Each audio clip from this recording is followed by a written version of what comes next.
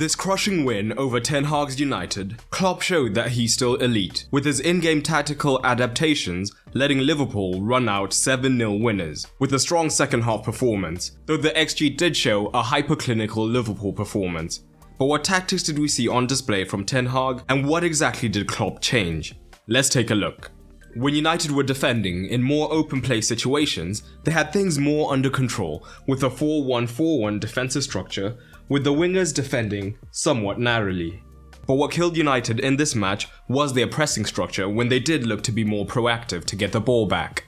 And what's interesting is that Liverpool actually had a similar press shape in some aspects, but later on we'll look at what Klopp did differently to compensate for that shape. But when United were being active, what we would see is that Rashford would press one of the centre backs with the far side winger looking to join, where there was Antony, or if Rashford was pressing Van Dijk, would see Fernandes come in off the left hand side. And this is a shape we've generally seen a lot from Ten Hag of late. And this shape tends to leave the fullbacks with a little more room, and the problem in this match was that Trent and Robertson are elite on the ball fullbacks.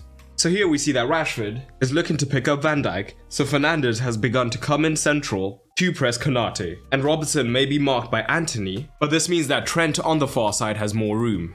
But this problem could be even worse than just these two men being committed. Alisson could be quite involved in the build-up in the first phase, with Van Dijk and Konate splitting to form a genuine back three, which would also allow Trent and Robertson to push higher up and provide the width. And in these situations, Fernandes would pick up one man, Rashford another, and it would mean that Antony would join in as well, meaning that the whole front three was committed, so Robertson and Trent had even more room available. And again, this spells major danger because Trent and Robertson are elite. So here we see Alisson being active in the build-up. So Fernandes, Rashford and Antony all come central in order to back up this pressing shape. But Klopp made this more effective because it wasn't just about what was going on in this first phase. Naturally, the shapes used by both Klopp and Ten Hag set them up perfectly for a more man-to-man battle in the midfield that could often look like this.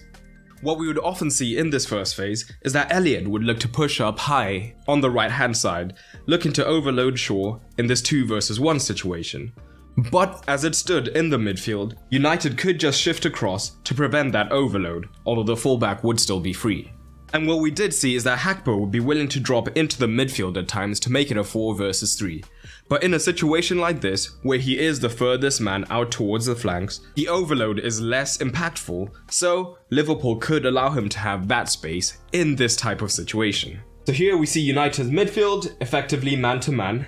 Elliott moves to the right so Casemiro can cover. And here we see that Hakpo has dropped into the midfield, so Fred moves towards him. And because Henderson is the furthest from the ball side, he is left as the free man, but is not found in this situation. But essentially this is what United had to do when they were 4 versus 3 down. But Liverpool could make the Hakpo presence even more telling. What we usually see when Ten Hag uses this pressing shape is that as the ball travels to the fullback, he's willing to commit Dalot across, making the rest of the back 4 shift into a situation like this. However, in this match, Hakpo tended to drop deeper into this left-hand side position, with Núñez pushing high. So Núñez's presence would mean that Dalot would be reluctant to push forward due to his pace. And even if the rest of the back 3 looked to shift across as we saw before, Hakpo would still be the free man in this midfield position. So what we saw instead was that Varane would often have to commit to drop in deep with Hakpo, leaving a massive gap in the backline, whilst Robertson was still the man with a lot more space, as we see with both fullbacks getting the most touches for Liverpool. So here we see the positions Hakpo often took up on this left-hand side. In this situation, Antony is deeper, but when he was higher looking to press, it would mean there were 2 men potentially free. Here's another perfect example with Hakpo dropping deep on the left and Robertson providing the width. In this scenario, Varane has had to follow, and out of shot, Núñez is locking up Dalot. Though there had been a gap between the 2 defenders that Núñez was looking to exploit with the central run, but it is intercepted. We see shades of everything mentioned in the lead up to the first goal.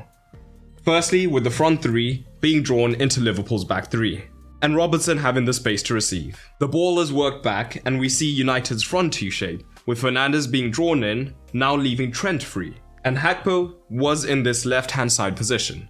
United's midfield is man-to-man, with Fred keeping an eye on Henderson, meaning Gakpo is still free on the left-hand side.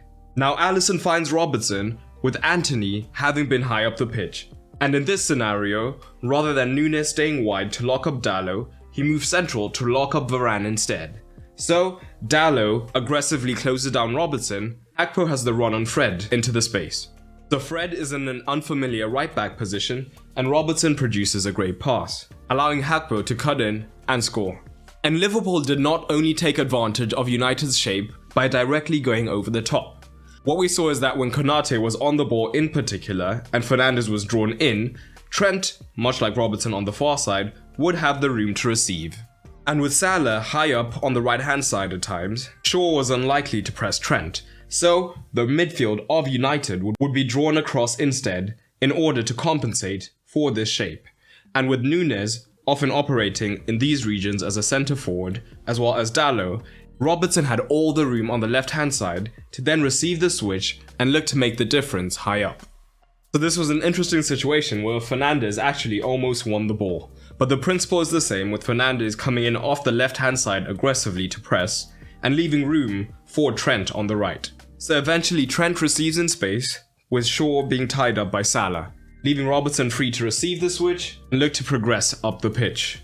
But I want to take a moment to look at how Klopp wisely changed Liverpool's defensive shape, as they were initially having similar problems to United, especially in the first half. From the goal kick, as well as in open play, Liverpool's pressing shape often had Gakpo deeper helping the midfield, while Salah and Núñez would come in off the flank to press the centre-backs, leading to a similar situation for United where their full-backs would potentially have that space. And if Liverpool had the time to set up this shape, whilst the ball was going wide, unlike United, Liverpool would be able to commit a midfielder to look to cover that full-back, which would help to protect their own full-back. And this was partially facilitated by Gakpo dropping deeper into the midfield. Gakpo's deeper, allowing Salah and Núñez ahead of him. So Henderson, as soon as he sees the ball go wide, can look to aggressively press the fullback, because as you can see, Gakpo is accounting for pressing Casemiro, though Varane is looking to make the overload. And seconds later we see similar on the other side, with that same front three shape, but now Elliott moving wider on the right. So as soon as Shaw receives, Elliott presses, because Gakpo is helping out the midfield. Another reason that Liverpool were able to do this more successfully is because when Liverpool were attacking, they had Gakpo in their ranks who would be dropping in to make the overload. However, Rashford is much less likely to do that, so it was more of a genuine midfield three, unless Fernandes did decide to invert. But especially in the first half, when Liverpool did not have the time to set up their defensive shape, we still saw their fullbacks having that space. If they were deeper, they could simply receive and look to drive higher up the pitch. But what we often commonly saw is that Shaw, in particular on this left-hand side, would push up high early to create a 2 versus 1 against Trent, so that if Trent was drawn in, Fernandes could look to make the run in behind or provide an option for progression. But if Trent stayed narrow, then Shaw would be able to receive and potentially cross. Salah's defending more narrow, opening up the pass to Shaw, with Fernandes tying up Trent. Salah defending more narrow allows Shaw behind him, and Fernandes is already making the run. And although he was offside, we can see the general idea, as Trent had 2 men to deal with. So in the second half, helped by having a 1-goal lead, Klopp changed his defensive shape, with Gakpo taking a more leading role, and Salah and Núñez more likely to drop wide to create more of a 4-5-1, meaning that the fullbacks were covered in this initial phase. So Liverpool have rotated in this situation, with Gakpo being wider, but we can see importantly, Salah, rather than being central, is defending wide. If United did play short in these situations, and Liverpool needed the extra central presser, rather than Salah coming in from wide, it would be Elliott, who would look to press the centre-back, whilst using his cover shadow to prevent the ball into Casemiro. But this new shape also contributes to one of Liverpool's goals. Salah and Núñez are defending wider, Elliott was the man applying the central pressure, but we also see Salah is able to press Shaw. And when Shaw looks to go central, Elliott intercepts. On the transition, it also made it easier for Liverpool to execute their plan of hitting hard behind Shaw with Salah, which they were looking to do even in the first half, but was most effective in the second.